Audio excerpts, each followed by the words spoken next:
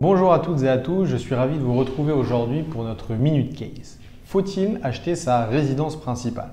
Voilà la question que beaucoup d'entre vous se posent. Bien qu'extrêmement répandue, et notamment en France, cette idée reçue selon laquelle acheter sa résidence principale est une priorité peut vous induire en erreur. Pourquoi? Tout simplement parce que l'achat d'une résidence principale est avant tout une acquisition qui relève de l'émotionnel et donc ne peut pas être considéré comme un investissement classique. Dans l'imaginaire collectif, acheter sa résidence principale revient à investir dans l'immobilier.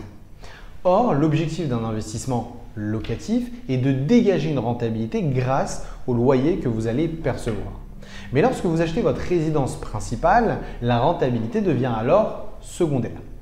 En fait, ce qu'il faut comprendre, c'est que cet achat ne va pas vous permettre de maintenir votre niveau de vie financier futur. De plus, il existe de très nombreux frais liés à l'acquisition d'un bien, comme par exemple les frais notaires ou encore les frais d'agence, mais également une série de taxes, comme la taxe foncière, la taxe d'habitation, les travaux ou encore les charges de copropriété. C'est pour cela qu'il est nécessaire et qu'il est recommandé de garder son bien à minima 7 ans pour couvrir l'ensemble des frais. Par exemple, si demain vous avez une mutation professionnelle, une opportunité de travail à l'étranger ou dans une autre ville, ou bien si vous faites face à un changement dans votre vie privée, comme un mariage par exemple ou une naissance, vous allez être contraint de revendre votre bien prématurément. L'achat de la résidence principale nécessite également et souvent de s'endetter à son maximum pour un certain nombre d'années, 25 ans, voire 30 ans, ce qui imputera automatiquement votre niveau de vie, votre capacité future à investir. Ce qu'il faut retenir, c'est qu'il ne faut pas se mettre la corde au cou.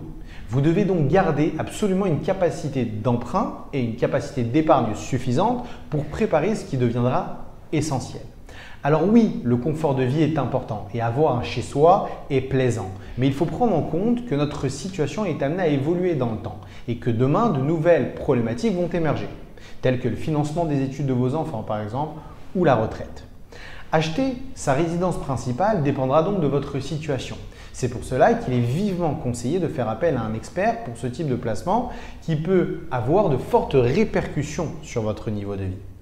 J'espère avoir pu vous aider à y voir plus clair sur le sujet. Pour ma part, je vous remercie de m'avoir écouté et je vous dis à jeudi prochain pour aborder un nouveau thème.